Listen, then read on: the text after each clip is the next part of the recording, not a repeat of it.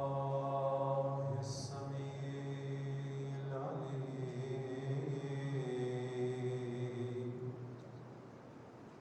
من الشيطان اللعين الرجيم.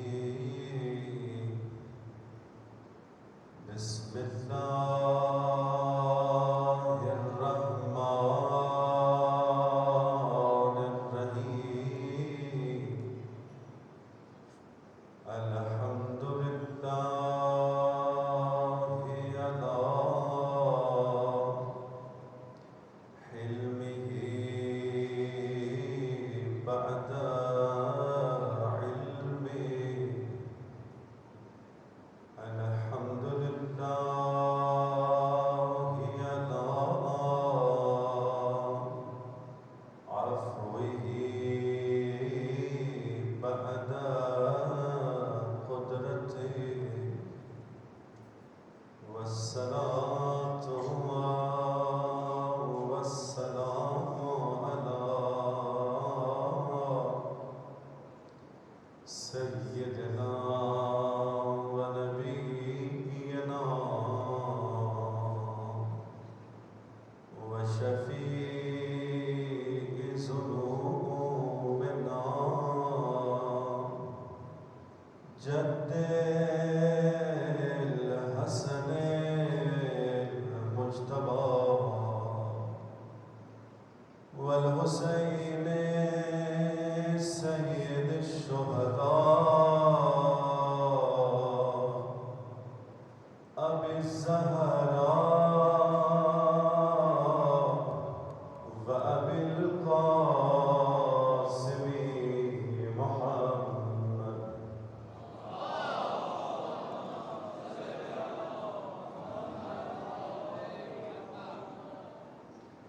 وعلى آله الطيبين الطاهرين المنتجبين المظلومين. ولعنة الله على أعدائهم أجمعين.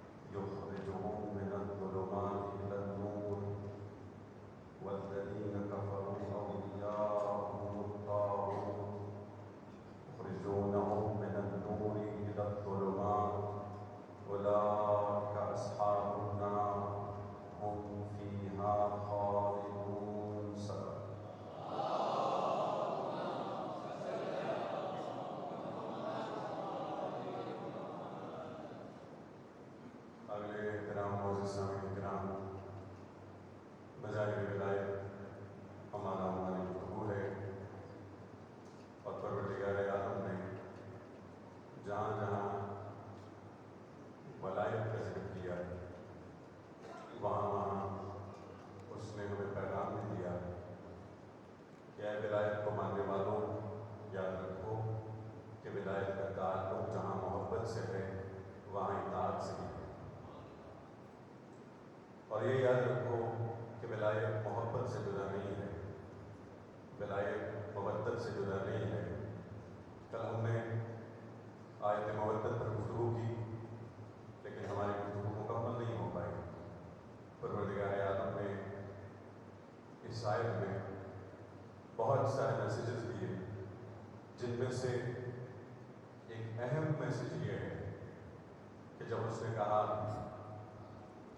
کہ قول نے میرے حبیب ان سے کہہ دو کہ لا اسألکم علیہ اجرا، میں تم سے کوئی اجر نہیں چاہتا، اپنی تمام زحمتوں کے لیے، اپنی تمام مشقتوں کے لیے، اپنی تمام تکلیفوں کے لیے جو میں نے جھیلی ہیں، الا المودۃ فی القربى، سوائے اس کے کہ تم میرے اہل بیت سے، میری عترت سے محبت کرو۔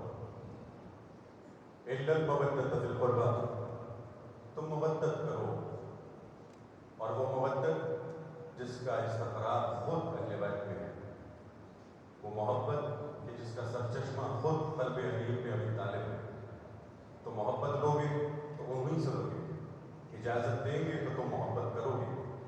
اب دوسری منزل پر ہمیں دیکھنا یہ ہے کہ جہاں مودت کے معنی اظہار محبت کے ہیں، تو اس میں دوسرا نقطہ یہ ہے کہ پروردگار عالم نے اس مودت کو بغیر کسی قید یا شرط کے ذکر کیا ہے۔ ایسا نہیں کہا کہ تم علی سے دن میں محبت کرو اور رات میں محبت نہ کرو، اس لیے کہ یہ مطلب ہے کہ محبت کرو عترت سے، محبت کرو اہل بیت سے، بغیر کسی شرط کے ہے، بغیر کسی قید کے ہے، نہ کسی زمانے کی قید ہے، نہ کسی مکان کی قید ہے۔ ایسا نہیں ہے کہ کہا گیا ہو دن میں محبت کرو، رات میں محبت نہ کرو، نماز کے وقت محبت کرو اور غیر نماز کے وقت محبت نہ کرو، عزاداری کرتے وقت محبت کرو، عزاداری کے بعد نہ کرو، مجلس میں محبت کرو، مجلس کے بعد محبت نہ کرو۔ ایسا بھی نہیں ہے کہ کسی مکان کی قید ہو کہ بارگاہ میں آؤ تو محبت کرو، کربلا جاؤ تو محبت کرو، نجف جاؤ تو کربلا جاؤ، نجف جاؤ، جہاں بھی جاؤ، ہر مقام پر رہو، ہر زمانے میں رہو، ان کی محبت بغیر کسی قید کے ہے، ان سے ہمیشہ محبت کرو۔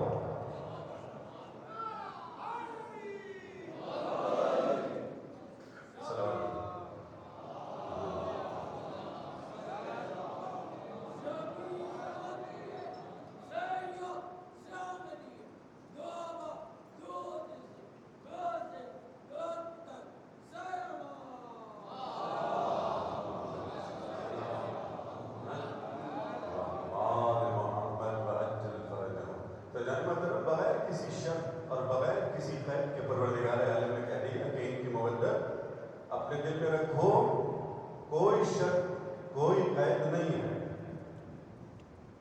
کوئی حد نہیں ہے۔ یہ نہیں کہا کہ تمہاری محبت پہلے درجے پہ ہو، یہ نہیں کہا کہ تمہاری محبت دوسرے درجے پر ہو۔ اتنی محبت کرو جتنی محبت تم اپنے ماں باپ سے کرتے ہو، جتنی محبت تم اپنے اولاد سے کرتے ہو۔ کہ نہیں، یہ مطلب ہے جتنی محبت کر سکتے ہو کرو، جتنی محبت کر سکتے ہو کرو، کوئی حد نہیں ہے، کوئی قید نہیں ہے، کوئی شرط نہیں ہے۔ لیکن دنیا بھر میں جتنے رشتے ناطے ہیں، جب ان کی محبت ہوتی ہے تو حدیث نے کہا اگر تم کسی غیر خدا سے محبت کرو تو اس محبت کی حد کو بھی سمجھو، اس محبت کی حد کو بھی سمجھو۔ لیکن یہ صرف اہل بیت ہیں جن کی محبت کے لیے نہ کوئی قید ہے، نہ کوئی حد ہے، یہ خود یہ ایسی محبت جس کی کوئی حد نہ ہو، جس کی کوئی قید نہ ہو، جس کی کوئی شرط نہ ہو، اس کا نتیجہ ہی تو ولایت ہے۔ جو محبت بغیر قید کے ہو، جو محبت بغیر شرط کے ہو، جو محبت بغیر حد کے ہو، اس کا نتیجہ خود محبت نہیں ولایت ہے۔ ان سے محبت کرو گے، بغیر شرط کے محبت کرو گے تو ان کے دیوانے ہو جاؤ گے، ان کے مجنون ہو جاؤ گے۔ جب اس منزل پر آ جاؤ گے تو پھر تم اطاعت کی منزل پر آؤ گے۔ اب جتنی محبت کرو گے اتنی اطاعت کرو گے، اور جن کی اطاعت ہوتی ہے وہی تو اللہ کی طرف سے حجت بن کر آتے ہیں۔ صلوات پڑھیں محمد والے محمد پر۔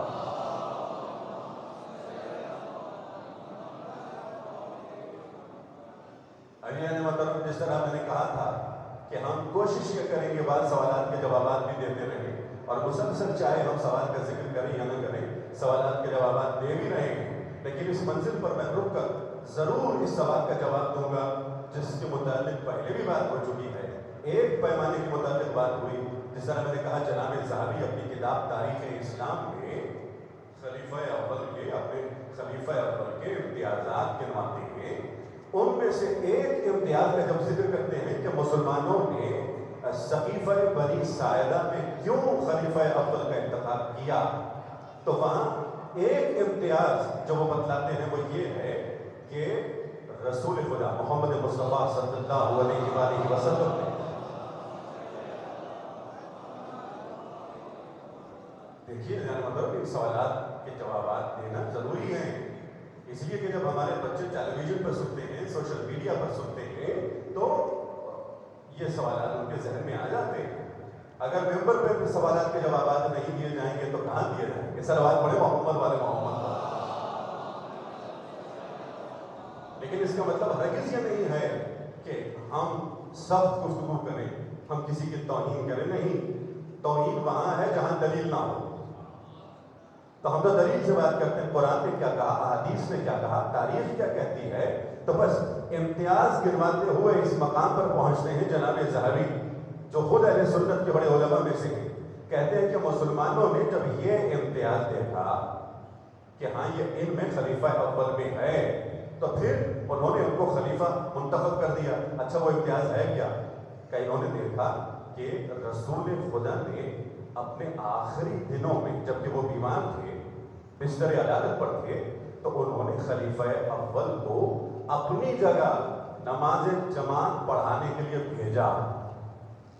یہ تو سنتے آئے ہیں نا کہ یہ تو ان کا امتیاز ہے نا، کسی اور سے نہیں کہا، ان سے کہا کہ آپ جائیے ہماری جگہ نماز پڑھائیں۔ دیکھیں یہ صحیح بخاری میں بھی ہے، صحیح مسلم میں بھی ہے، میں 8 روایات دیکھ چکا ہوں، 8 ایسی روایات ہیں کہ جن میں اس بات کا ذکر موجود ہے۔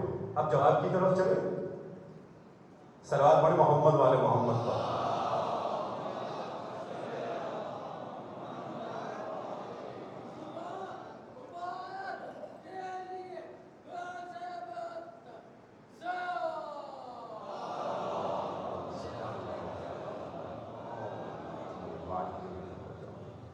تو دیکھیے ذرا محترم، پہلی بات تو یہ ہے کہ یہ 8 روایات جو ان کی کتابوں میں، اہل سنت کی کتابوں میں موجود ہیں، وہ آپس میں میچ نہیں کرتی۔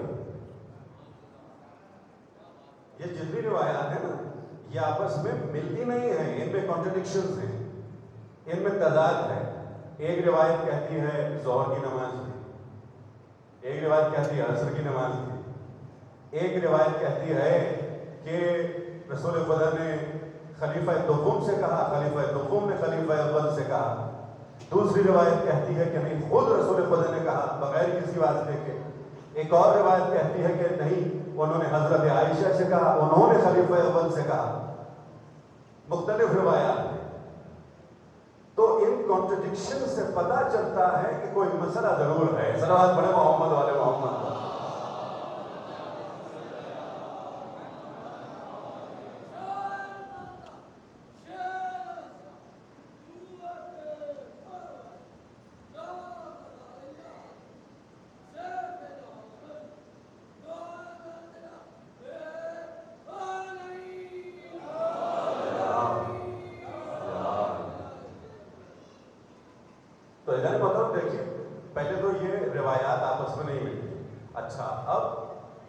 جناب ذہبی یہی کہتے ہیں اور ان کی طرح دوسرے علماء یہی کہتے ہیں، ان کے ماننے والے یہ کہتے ہیں کہ دیکھیے رسول خدا کی زندگی کے آخری جملے ہیں، رسول خدا کی زندگی کے آخری دنوں کا حکم ہے تو بہت ضروری ہے اور یہ فضیلت بھی ہے، کسی اور سے نہیں کہہ رہے۔ تو ایک طرح سے وصیت کہہ لیجیے کہ وہ وصیت میں یہ کہہ رہے ہیں کہ آپ جا کر کے ہماری نماز پڑھائیں، ہماری جگہ نماز پڑھائیں، نماز جماعت پڑھائیں، کہ یہ فضیلت ہے ان کے لیے، یہ امتیاز ہے ان کے لیے۔ لیکن عزیزان محترم جواب دینے لگا ہوں، جوابات تو بہت ہیں لیکن میں منتخب کر کے مختصر کر کے جواب دے رہا ہوں کہ جہاں رسول اللہ کی وصیت کی اتنی اہمیت ہے کہ فوراً عمل کر کے نماز کے لیے تو جا رہے ہیں، مگر وہی رسول خدا جب قلم اور کاغذ مانگ رہے ہیں تو عمل نہیں ہو رہا۔ وصیت کی بات ہو رہی ہے، وصیت کی بات ہو رہی ہے، رسول خدا کے حکم کی بات ہو رہی ہے، جہاں نماز جماعت کی بات ہو رہی ہے، جہاں نماز جماعت پڑھانے کی بات ہو رہی ہے، تو یہ نہیں کہا جا رہا کہ قرآن کافی ہے، مگر جب قلم اور دوات کی بات ہوتی ہے تو پھر قرآن کافی ہو جاتا ہے۔ صلوات پڑھیں محمد والے محمد پر۔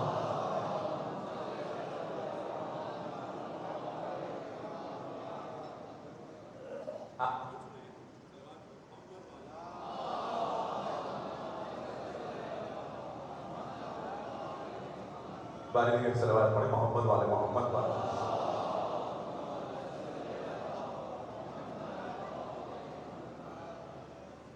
وصیت کی، رسول خدا وصیت کی بہت اہمیت ہے، اس میں کوئی شک نہیں ہے نا۔ اچھا جہاں یہ وصیت ہے، جہاں یہ آخری اہم جملے ہیں رسول خدا کے، تو وہاں اور جملے بھی سن لو۔ رسول خدا نے کیا کہا تھا؟ یہ کتاب ابن اسیر میں بھی موجود ہے، تاریخ طبری میں بھی موجود ہے۔ رسول خدا کہ آخری جملے رسول خدا نے کہا تھا کہ جاؤ اے میرے اصحاب، جاؤ اور اسامہ کے لشکر میں شامل ہو جاؤ۔ یہ کہا تھا یا نہیں کہا تھا؟ اسامہ کے لشکر میں شامل ہو جاؤ۔ جو اسامہ کے لشکر میں شامل ہو کر اس کی مدد نہیں کرے گا اور اس پر اللہ کی لعنت ہے۔ یہ کس نے کہا؟ یہ رسول خدا نے کہا۔ یہ رسول خدا کی حدیث ہے، اہل سنت کی کتابوں میں موجود ہے، تاریخ طبری میں ہے، ابن اسیر کی کتاب میں ہے، تو یہ حدیث تو موجود ہے نا۔ اب دو باتیں ہو گئی نا، ایک نماز کی بات ہو رہی ہے اور ایک لشکر اسامہ، جیش اسامہ کی بات ہو رہی ہے کہ جاؤ اور ان کے لشکر میں شامل ہو جاؤ۔ جواب دینے لگا ہوں عزیزان محترم، اگر خلیفہ اول لشکر جیش اسامہ میں شامل ہوئے ہیں تو نماز جماعت نہیں پڑھائی، اگر نماز جماعت پڑھائی ہے تو لشکر اسامہ میں شامل نہیں ہوئے۔ پہنچ گئے آپ؟ اور اگر لشکر اسامہ میں شامل نہیں ہوئے تو نماز نہیں پڑھائی، اور اگر نماز نہیں پڑھائی تو پھر کس بنیاد پر خلافت مل گئی؟ صلوات پڑھیں محمد والے محمد پر۔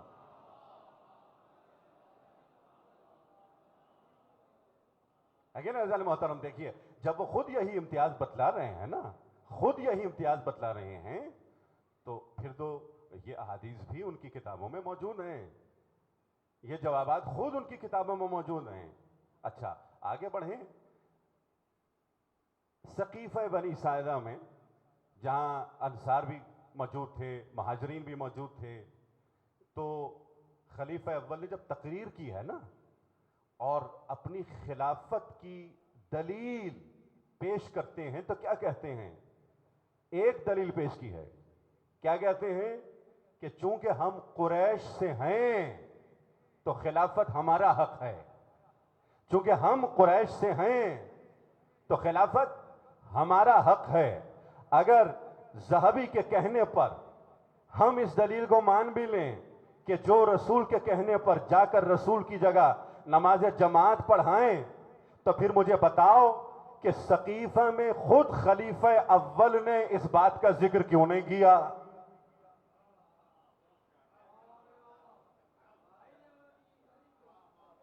اگر یہ بات دلیل ہوتی، اگر نماز جماعت دلیل ہوتی تو خود اس دلیل کو پیش کرتے، لیکن خود دلیل پیش نہیں کر رہے. صلوات پڑھیں محمد والے محمد پر. تو دیکھیے جب بچے ان باتوں کو سنتے ہیں نا ٹیلی ویژن پر یا کہیں بھی، تو پریشان ہونے کی ضرورت نہیں ہے. ہم باب علم کے ماننے والے ہیں. صلوات پڑھیں محمد والے محمد پر.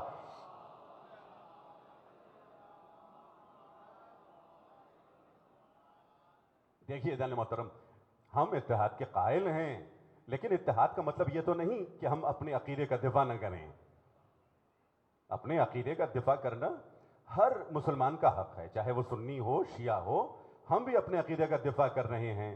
اور رسول خدا محمد مصطفیٰ صلی اللہ علیہ وآلہ وسلم نے یہ بھی کہا تھا، نماز کی بات ہو رہی ہے نا، تو رسول خدا نے یہ بھی کہا تھا کہ صلو خلفہ، کتابوں میں موجود ہے کہ عبد الرحمن ابن عوف کے پیچھے نماز پڑھو. کس کی بات ہو رہی ہے؟ عبد الرحمن ابن عوف کی بات ہو رہی ہے. یہ رسول خدا کی حدیث اہل سنت کے یہاں موجود ہے کہ نماز پڑھو کس کے پیچھے؟ عبد الرحمن کے پیچھے. اگر نماز جماعت پڑھانا رسول خدا کی جگہ پر، ان کے کہنے پر، تو پھر عبد الرحمن کیوں خلیفہ نہیں بنے؟ عبد الرحمن کیوں خلیفہ نہیں بنے جب نماز جماعت دلیل ہے؟ اب آخری دلیل سن لیجئے اور آپ کی زحمت تمام. ہم پھر اپنے موضوع کی طرف آتے ہیں، اور وہ یہ ہے عزیزان محترم، آخری حدیث، آخری روایت ان 8 روایات میں سے یہ کہتی ہے کہ رسول خدا نے کہا کہ جاؤ نماز پڑھاؤ، جاؤ نماز پڑھاؤ. اب خود رسول خدا نے کہا یا کسی اور نے کہا، کوئی واسطہ تھا یا نہیں تھا، لیکن جب وہ نماز پڑھانے آئے، رسول خدا کو معلوم ہوا کہ یہ نماز کے لیے، نماز پڑھانے کے لیے گئے ہیں، تو خود رسول خدا کی طبیعت بہت خراب ہے، کھڑے بھی نہیں ہو سکتے. سہارے میں آ کر، سہارا لے کر کے مسجد کی طرف آئے ہیں. ان کو ہٹایا ہے، ان کو ہٹایا ہے اور خود امامت کے لیے کھڑے ہو گئے. تو خود رسول خدا کا اس حالت میں آنا، ان کو ہٹا کر خود کھڑے ہو جانا، اس بات کی دلیل ہے کہ ان کو رسول خدا نے نہیں بھیجا تھا، کسی اور نے بھیجا.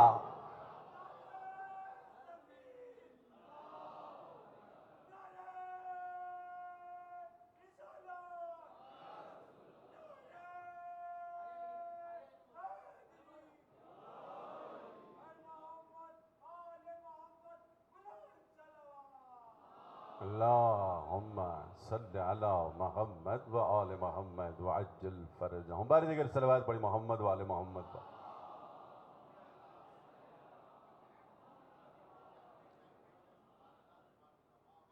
تو عزیزان محترم، میں یہیں پر رک جاتا ہوں، اور انشاءاللہ پھر اس موضوع پر ہماری گفتگو ہوگی. ہم مسلسل سوالات کے جوابات دیتے رہیں گے. اب یہ ہے عزیزان محترم کہ جہاں ولایت کبھی امامت کی صورت میں ظاہر ہوتی ہے، یہی ولایت کبھی مودت کی صورت میں ظاہر ہوتی ہے، تو یہی ولایت، اللہ کی ولایت، کبھی اس کی کتاب قرآن میں ظاہر ہوتی ہے. مولا کائنات نہج البلاغہ میں فرماتے ہیں فَتَجَلَّى سُبْحَانَهُ وَتَعَالَى فِي كِتَابِهِ. پروردگار نے اپنی تجلی اپنی کتاب میں دکھائی ہے، اپنی تجلی کتاب میں دکھائی ہے. اللہ اکبر. اگر کوئی اللہ کی صفات کو سمجھنا چاہتا ہے، اگر کوئی اللہ کی معرفت کو حاصل کرنا چاہتا ہے، اگر کوئی اللہ کے اسما کو سمجھنا چاہتا ہے، اور صرف سمجھنا نہیں چاہتا بلکہ اللہ کی صفات کو اپنے اندر محسوس کرنا چاہتا ہے، تو مولا کائنات کہہ رہے ہیں کہ قرآن پڑھو، قرآن سمجھو اور قرآن سے گفتگو کرو.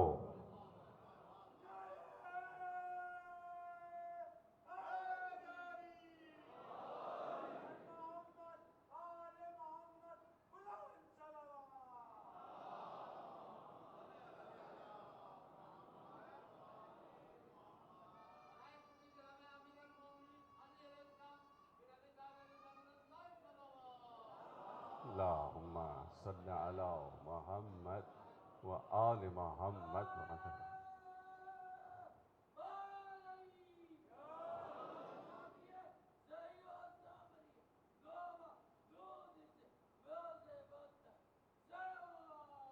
اللہم صلی علی محمد و آل محمد وعجل فرجہم. عزیزان محترم، قرآن کی تلاوت بھی ضروری ہے، قرآن کو سمجھنا بھی ضروری ہے، اور قرآن کی حقیقت کو محسوس کرنا بھی ضروری ہے. قرآن کی حقیقت کو محسوس کرنا بھی ضروری ہے. مولا کہتے ہیں کہ خود بھی قرآن سیکھو، اپنے بچوں کو بھی سکھاؤ. کیوں؟ فَإِنَّهُ أَحْسَنُ الْحَدِيثِ، یہ بہترین بیان ہے، یہ بہترین حدیث ہے، اس سے بڑھ کر کوئی کتاب نہیں ہے. میں اپنے بچوں سے کہوں گا ذرا جا کر کے گوگل پہ قرآن، اسی طرح جتنی اور کتابیں ہیں، بلکہ آپ صرف بکس لکھ دیں، how many books we have in this world, how many books we have, تو پتہ آپ کو جواب کیا ملے گا؟ ملینز میں بکس ہیں اس وقت دنیا میں، ہے کہ نہیں؟ کم از کم میرے حساب سے اس وقت پوری دنیا میں 300 ملین بکس ہیں. 300 ملین بکس. اب چاہے وہ کتابیں فزکس سے متعلق ہوں، بایولوجی سے متعلق ہوں، کمپیوٹر سائنس کے بارے میں ہوں، آرٹیفیشل انٹیلیجنس کے بارے میں ہوں، کسی بھی موضوع کے متعلق وہ کتابیں ہوں. لیکن اگر میں آپ سے پوچھوں، نوجوانوں سے پوچھوں، جتنی کتابیں ہیں ان میں اگر آپ مطالعہ کرنا چاہیں تو سر فہرست آپ کس کتاب کا نام لکھیں گے؟ آپ کہیں گے قرآن کا نام لکھیں گے نا. آپ یہ بھی کہیں گے کہ قرآن کے بعد ہم نہج البلاغہ کا نام لکھیں گے، مولا کی کتاب کا نام لکھیں گے، مولا کے خطبات پڑھیں گے، مولا کے خطبات کو سمجھنے کی کوشش کریں گے.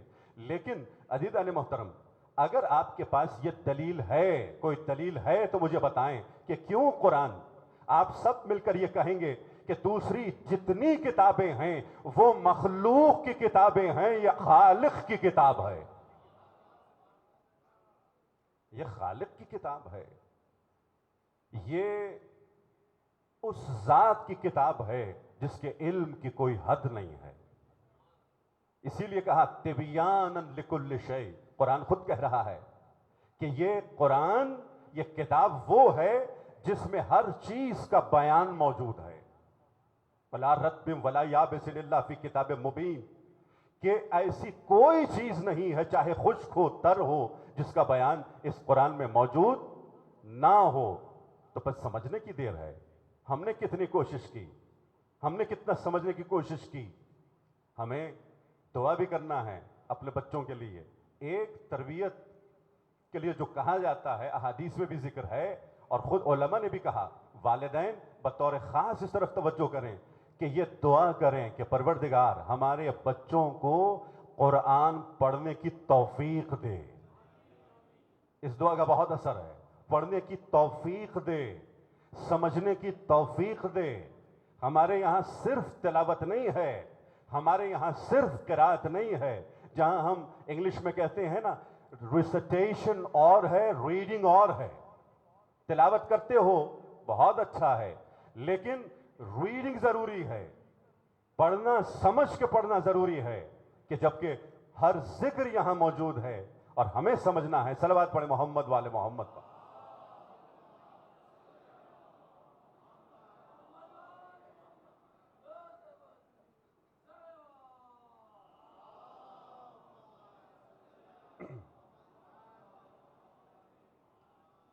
تو جانے محترم دیکھیے، حضرت سلیمان کو پورے قرآن میں سے ایک آیت نصیب ہوئی. احادیث کی روشنی میں صرف ایک آیت نصیب ہوئی ہے. پورا قرآن نہیں، ایک سورہ بھی نہیں، صرف ایک آیت نصیب ہوئی، اور وہ آیت تھی بسم اللہ الرحمن الرحیم. صرف یہ ایک آیت حضرت سلیمان کے پاس تھی اور کیسے کیسے معجزات دکھلاتے تھے، کہاں کہاں تک حکومت تھی. صرف یہ ایک آیت ان کے پاس تھی، پورا قرآن نہیں تھا. تو وہ علی جس کے دل میں پورا قرآن تھا، ان کی حکومت کہاں کہاں تک ہوگی. لیکن عزیزان محترم، مولا کے صدقے میں، رسول خدا کے صدقے میں آج یہ پورا قرآن ہمارے پاس بھی ہے. یہ پورا قرآن ہمارے پاس ہے، بسم اللہ سے لے کر خود سورہ ناس تک، سورہ ناس کی آخری آیت تک ہمارے پاس ہے. لیکن ہم نے کتنا استفادہ کیا؟ ہم نے کیا سمجھنے کی کوشش کی؟ کیا ہم نے اپنی پریکٹیکل لائف میں اس کو اپلائی کرنے کی کوشش کی؟ یہ بہت بڑا سوال ہے عزیزان محترم. ہم آسٹریلیا میں جہاں بچوں سے بات کرتے ہیں نا، تو ان سے یہ بھی کہتے ہیں کہ پروردگار نے آپ کو ایسے ہی یہاں نہیں بھیج دیا. ہر شیعہ کسی بھی ملک میں ہو، وہ امام زمانہ کا ایمبیسڈر ہے. ایسا ہے یا نہیں ہے؟ وہ امام زمانہ کا ایمبیسڈر ہے، امام زمانہ کا سفیر ہے. اور یہ ممکن نہیں ہے کہ کوئی بولتے قرآن کا ایمبیسڈر ہو مگر وہ قرآن نہ جانتا ہو، وہ قرآن نہ جانتا ہو.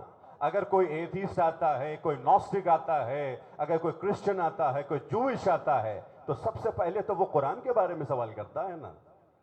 اگر جواب بھی دیتے ہیں آپ تو قرآن سے جواب دیتے ہیں. ٹھیک ہے، آپ اپنی عقل سے بھی جواب دیتے ہیں، آپ کلام سے بھی استفادہ کرتے ہیں، آپ فلسفے سے بھی استفادہ کرتے ہیں، مگر قرآن کی ضرورت سب سے زیادہ ہے. صلوات پڑھیں محمد والے محمد پر.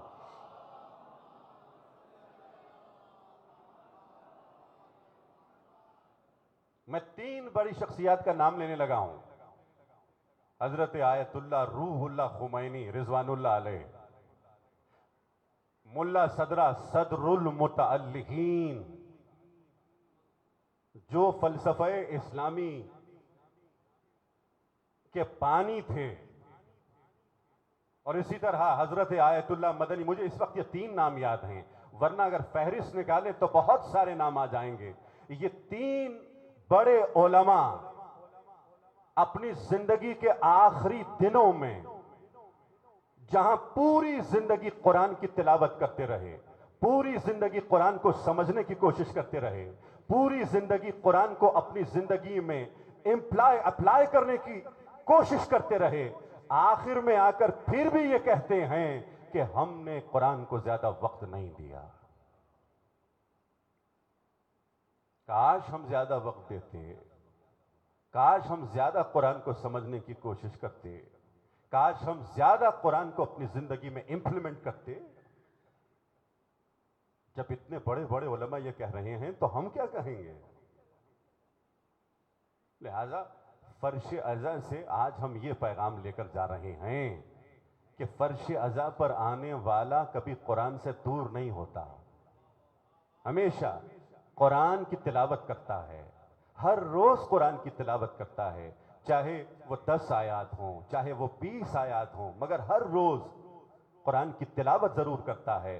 اگر تمام 20 آیات کا ترجمہ پڑھ نہیں سکتا تو ہر روز کم از کم 1 آیت کا ترجمہ تو پڑھتا ہے. صلوات پڑھ محمد والے محمد پر.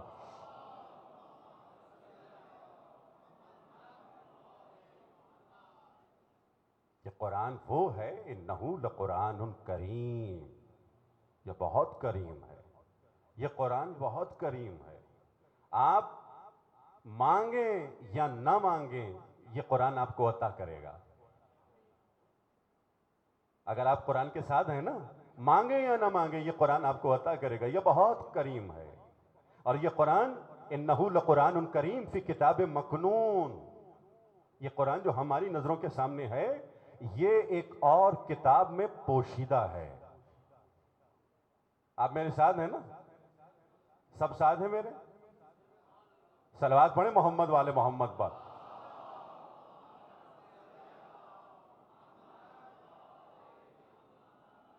انہو لقرآن کریم، یہ قرآن کیا ہے؟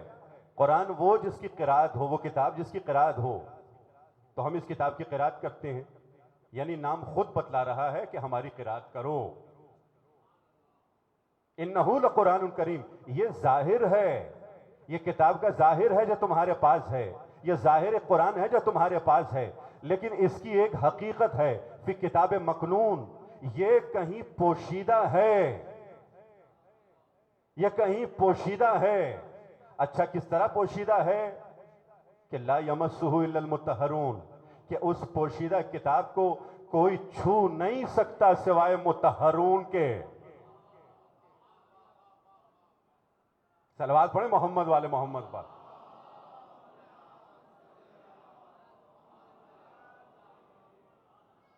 تو پھر یہ قرآن کیا ہے؟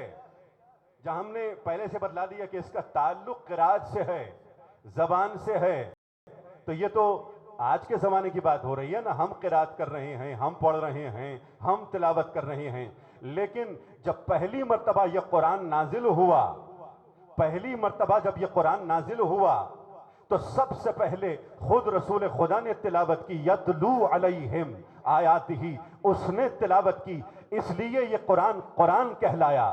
قرآن قرآن کہلاتا ہے اس لیے کہ رسول خدا تلاوت کرتے ہیں، وارث قرآن تلاوت کرتے ہیں، وارث قرآن اس کی قرات کرتے ہیں، اور یہی قرآن اگر قلب مصطفیٰ میں ہو تو کتاب مکنون کہلائے۔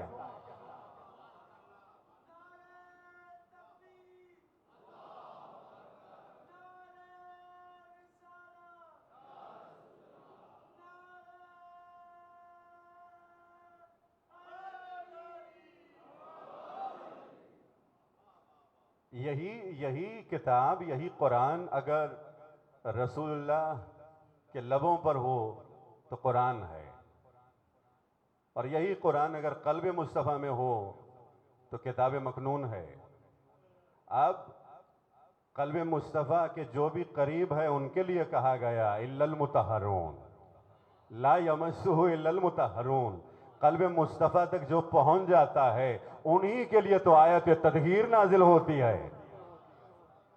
انما یرید اللہ لیذھب عنکم الرجس اہل البیت ویطہرکم تطہیرا۔ صلی اللہ علیہ محمد وآل محمد وعجل فرجہم۔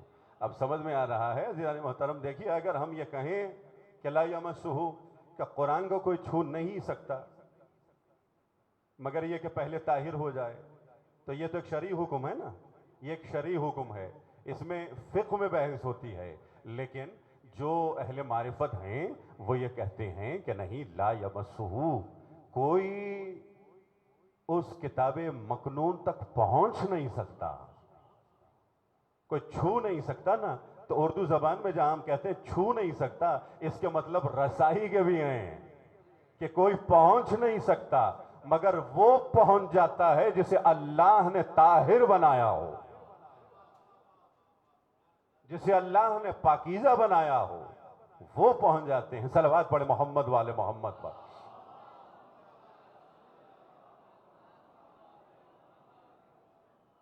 اور یہی قرآن ہے جس کے لیے کہا گیا کہ قد جاءکم من اللہ نور و کتاب مبین، سورہ مائدہ، کہ اللہ کی طرف سے ایک نور نازل ہوا ہے اور ایک کتاب نازل ہوئی ہے، ایک نور نازل ہوا ہے اور ایک کتاب نازل ہوئی ہے۔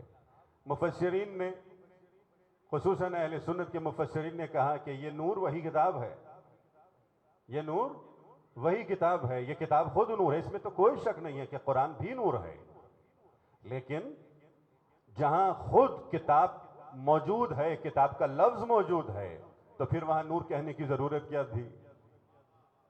وہاں نور کہنے کی ضرورت کیا تھی؟ اور درمیان میں واو ہے، نور و کتاب مبین، کتاب مبین، یہ حرف عطف کیا بتلا رہا ہے؟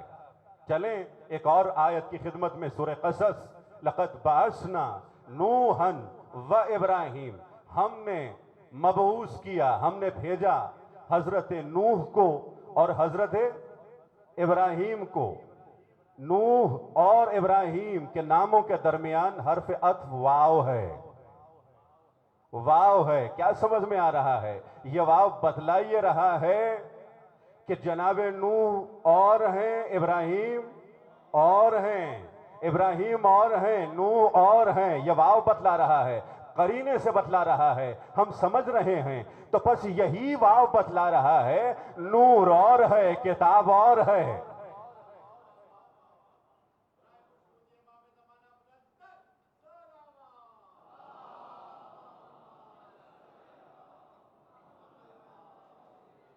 اس حرف سے ہم یہ بھی سمجھ رہے ہیں، اس حرف عطف سے ہم یہ بھی سمجھ رہے ہیں کہ پروردگار نے کہا لقد بعثنا نوحا و ابراہیم، واو کا یہ حرف بتلا رہا ہے کہ پہلے نوح آئے، پہلے نوح کا ذکر ہے نا، کہ پہلے نوح آئے پھر ابراہیم آئے، قرینے سے سمجھ رہے ہیں، واو کے اس حرف سے سمجھ رہے ہیں، تو پس یہ واو کا حرف یہ بھی بتلا رہا ہے کہ پہلے نور آیا ہے پھر کتاب نازل ہوئی ہے، پہلے نور آیا ہے پھر کتاب نازل ہوئی ہے، اور یہ تاریخ کے عین مطابق ہے کہ کتاب بعد میں نازل ہوئی تھی، پہلے رسول خدا محمد مصطفیٰ صلی اللہ علیہ وآلہ وسلم آئے تھے۔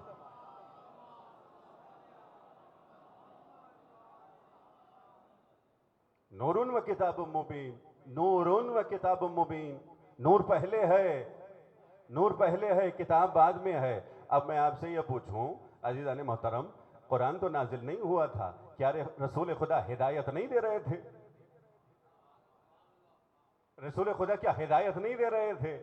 آپ سب کہیں گے نہیں، وہ تو اس وقت بھی ہادی تھے جب قرآن نازل بھی نہیں ہوا تھا، اس وقت قرآن نازل بھی نہیں ہوا تھا، تو رسول خدا قرآن نازل ہونے سے پہلے ہادی ہیں، ہدایت دے رہے ہیں، تبلیغ کر رہے ہیں۔ سمجھ میں آ گیا کہ رسول خدا کو ہدایت کے لیے قرآن کی ضرورت نہیں تھی، امت کو ضرورت تھی۔ صلوات پڑھیں محمد والے محمد پر۔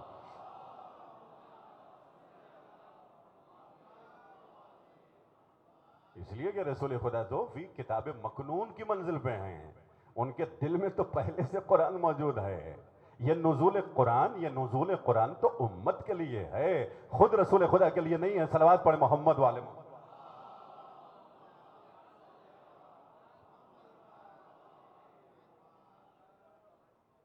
یہ تو امت رسول خدا کے لیے ہے۔ اور فضیلت میں کیا کہیے گا کہ کون افضل ہے، کتاب افضل ہے یا نور افضل ہے؟ بس اتنا کہہ دینا کافی ہے۔ آپ مجھے یہ بتائیں کہ کیا قرآن نے بتلایا کہ یہ رسول ہیں یا رسول اللہ نے بتلایا کہ یہ قرآن ہے؟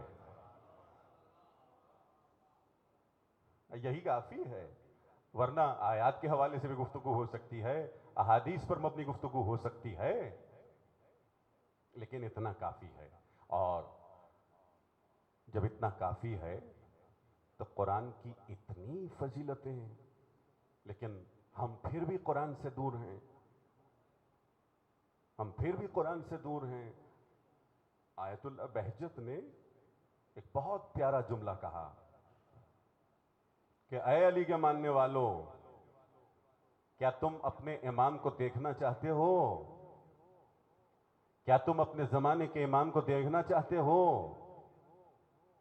تو یاد رکھو، جو آج قرآن کے قریب ہے وہی امام کے بھی قریب ہے۔ یہ آیت اللہ بہجت کے جملے ہیں۔ تمہیں اس وقت یہ قربت محسوس ہوگی اپنے مولا کی، اپنے آقا کی، جس دن تم قرآن کے قریب ہو جاؤ۔ اس لیے کہ ان میں کوئی جدائی نہیں ہے، قرآن میں اور اہل بیت میں کوئی جدائی نہیں ہے، یہ ہمیشہ دونوں ساتھ ہیں۔ اتنی معیت ہے، اتنی شدید معیت ہے ان دونوں میں کہ جہاں مولا حسین کا سر تن سے تو جدا ہو گیا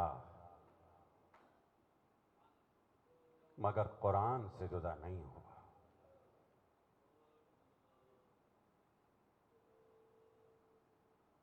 کل آپ نے جناب حبیب کے مصائب سنے۔ حبیب قاری قرآن تھا، حبیب مفسر قرآن تھا، حبیب حافظ قرآن تھا۔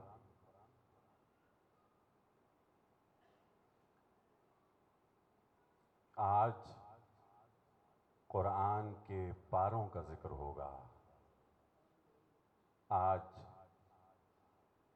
شہزادی زینب کے دو چھوٹے چھوٹے بچوں کا ذکر ہوگا۔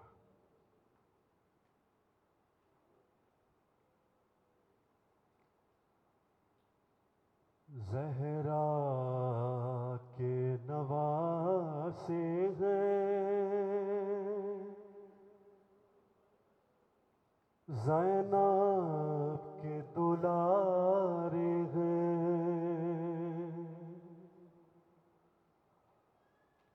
زہرا کے نواسے ہیں، زینب کے دلارے ہیں،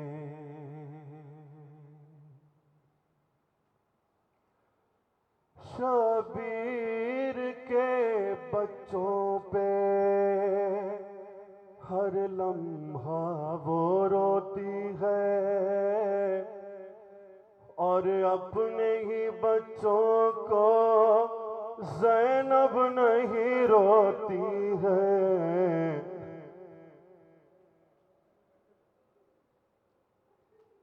اور مہدی جنہیں روتے ہیں زینب کے دلارے ہیں،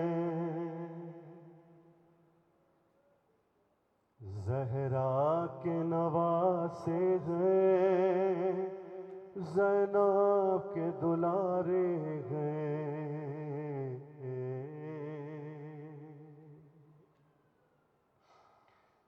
زہرا کے نواسے ہیں، زینب کے دلارے ہیں، اکبر کی شہادت پہ خیمے سے نکلتی ہے، دو بچوں کی آمد پہ زینب نہیں آتی ہے،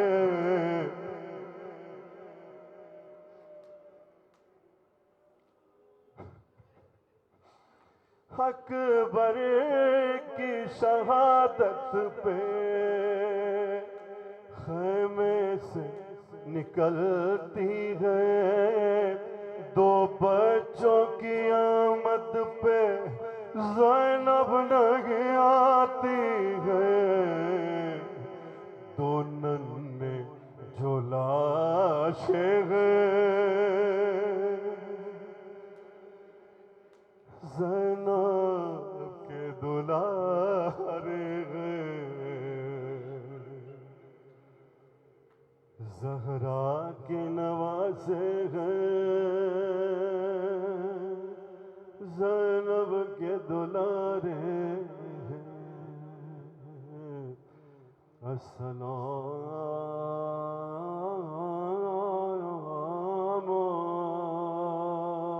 علی زینب الکبریٰ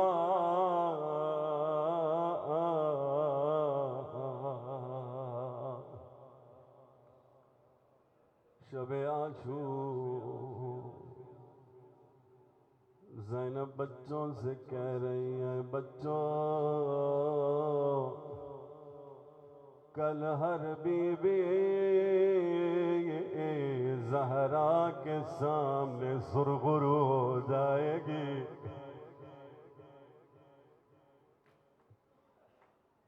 اے بچوں تم مجھے سرخرو کر دینا، اماں جو حکم کریں، بچوں کل اگر تم فرات پہ پہنچ جاؤ تو پانی نہ پینا، تیرے امو حسین کے بچے پیاسے ہیں،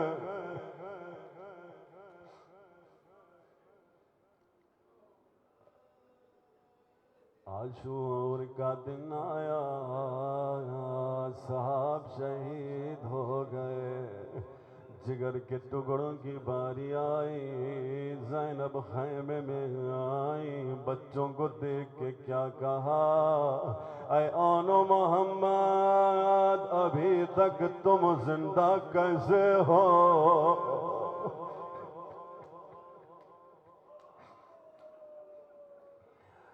رو کے کہتے ہیں ہم ماموں کے پاس گئے تھے، ماموں اجازت نہیں دیتے۔ بی بی زینب نے عباس کو بتایا، عباس بھائی آج وسیلہ بن جاؤ، حسین سے میرے لیے اجازت لے آؤ۔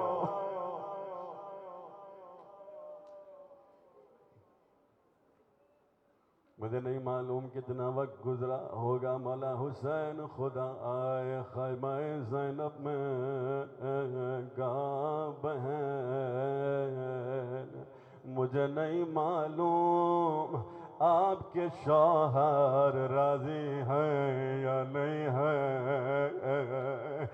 زینب رو کے کہتی ہیں بھیا جب ہم مدینے سے آ رہے تھے عبداللہ ابن جعفر نے خود کہا تھا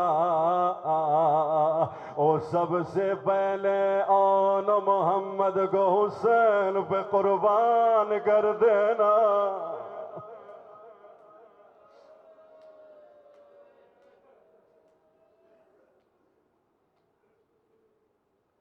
مولا حسین کہنے لگے اچھا میرے بچوں، ماموں کے شیروں اٹھو تیار ہو جاؤ، آئے میدان کی طرف، حیدر کرار کے نواسے ہیں، جعفر کے پوتے ہیں، بڑی شجاعت سے جنگ کی مگر کتنا لڑتے ہیں، تین دل کے پیاسے ہیں۔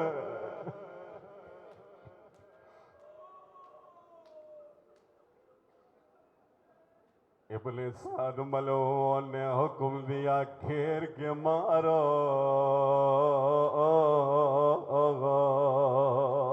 بس عزاداروں مجھے معاف کرو، سادات مجھے معاف کریں، ظالموں نے گھیر لیا، ایک ملعون نے تلوار کی ضربت مارے، ایک بھائی گر گیا، دوسرے ظالم نے گرز سے مارا،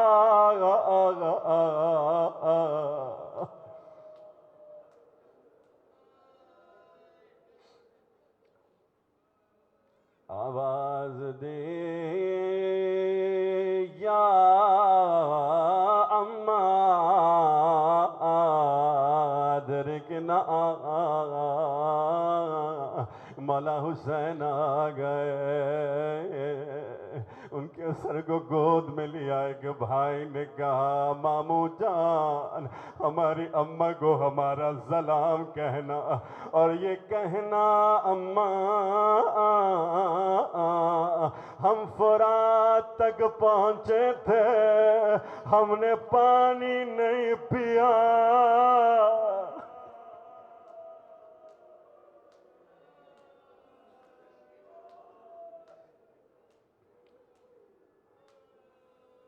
یہ دو بچے شہید ہو گئے، میرے مولا دو ننھے ننھے لاش خیموں کے قریب لائے، اور جب اکبر کا لاش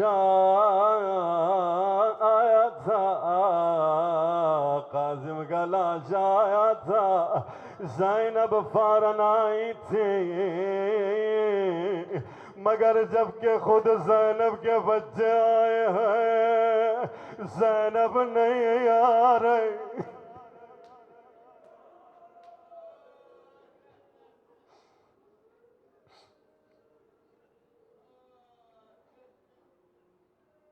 میرے مولا نے پیغام بھجوایا بہن زینب ایک مرتبہ آ جاؤ، شہزادی آ گئی، دو لاشوں کے درمیان بیٹھ گئی، کبھی اون کو دیکھتی ہیں، کبھی محمد کو دیکھتی ہیں، روتی نہیں روتی۔ ایک مرتبہ گایا اے بچوں اب میں کیا کروں، تم چلے گئے، میرا بھیا حسین تنہا رہ جائے گا۔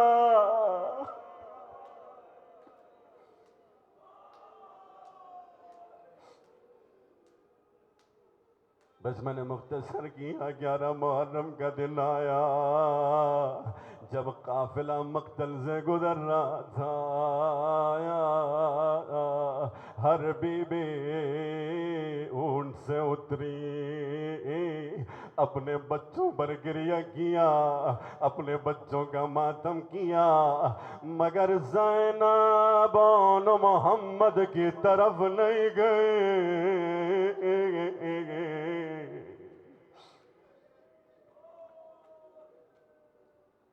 مگر جب اونٹ پہ سوار ہوئی جانے لگی، ایک مرتبہ جب نظر پڑی آواز دی، بچوں خدا حافظ۔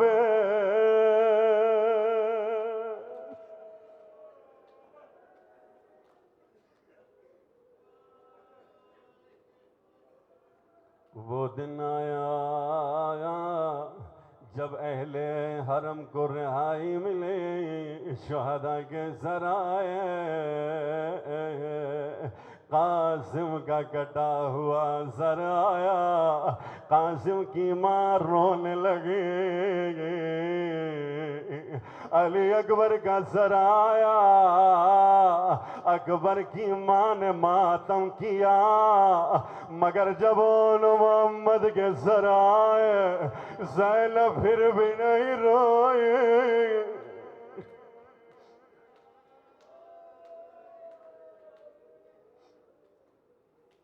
ایک شامی عورت کیا کہتی ہے،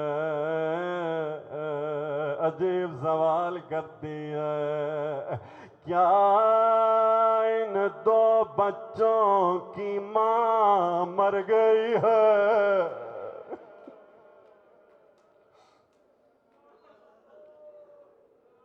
فضا کی بڑھتی ہے، نہیں ان کی ماں زندہ ہے، مگر زینب اگر گریہ کرے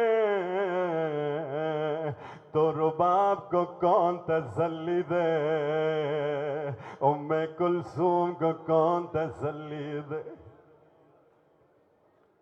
یہ قافلہ مدینہ پہنچا، جب بیویاں رسول اللہ کے حرم میں گئیں، بیویوں نے اپنے بچوں کا ماتم کیا، مگر جب زینب گئی حسین پہ گریہ کیا، اکبر پہ گریہ کیا، اپنے بچوں پہ گریہ نہیں کیا۔ لیکن عزیزاں جب بیویاں اپنے اپنے گھروں کو چلی گئیں، زینب اپنے گھر میں آئی، اور محمد کے حجرے میں گئی، دو چھوٹے چھوٹے مسلوں کو دیکھا، کربلا کا رخ کیا، ماتم کیا، روئی،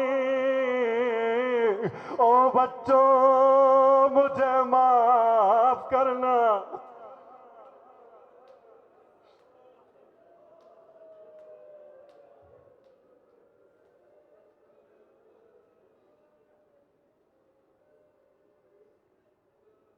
ماتم حسین یا حسین۔